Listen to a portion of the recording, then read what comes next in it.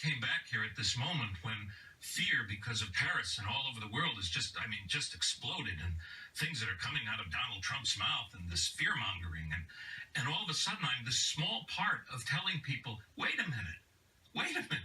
I was just there. I was with these people, these Syrian refugees, these Afghan people. They're beautiful young people. They're like my children. Don't be afraid of them. Please don't be afraid of them. Reach out to them. And if you don't believe me, call the International Rescue Committee. They're in your community. Go see them. Reach out.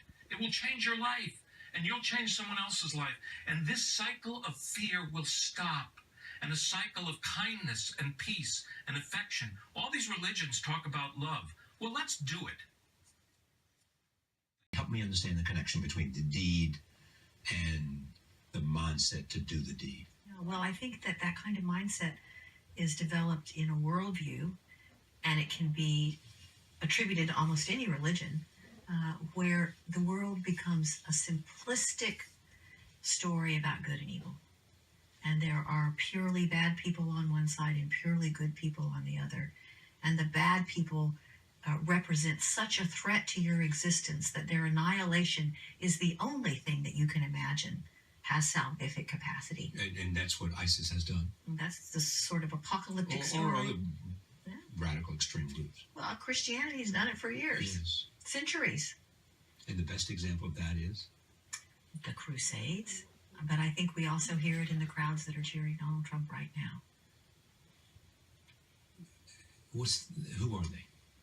So those people cheering... What are they saying that reflects your own sense of who they are? I think to be able to cheer that kind of bigotry and hatred, first of all, you have to be very afraid. You have to see somehow that your own life is threatened. But you also have to see it as a kind of release of that anxiety. The world's gotten too complex, and if I can just find a bad group of people and blame it on them, it's classical scapegoating.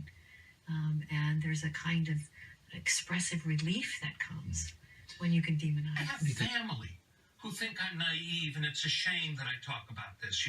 To make the Palestinian people's lives better, to give them opportunities, schools. Why? They're killing us, says some of my relatives. And I feel for my relatives because they're frightened. They're very frightened. But let me tell you what's happened to Saul Berenson in terms of fear. Because Mandy and Saul together have lived with the real world, but I live in the fictional version of it. So I read these lines all day long, and then I'm an old guy, so I got to do them 100 million times to learn them. And then I spend 14 to 16 hours a day shooting this dark tale that we're all living in the real world, not the fictional world. Then I leave work and I go and I watch your show and I read the newspaper, and it's just more of what I've been doing at work. And you know what's happened to me? I'm not afraid. And you say to me, what do you mean you're not afraid? You're not afraid of a terrorist coming into your neighborhood or Times Square or your home or a movie theater? I'm truly not. I go anywhere and everywhere, and I will never stop. Why? Because I think I've been desensitized to it in a positive way. So the only thing that I think positively that might happen from all this terror and fear is that I think eventually we will stop being so afraid, and we will get on with living this very short life we have to live.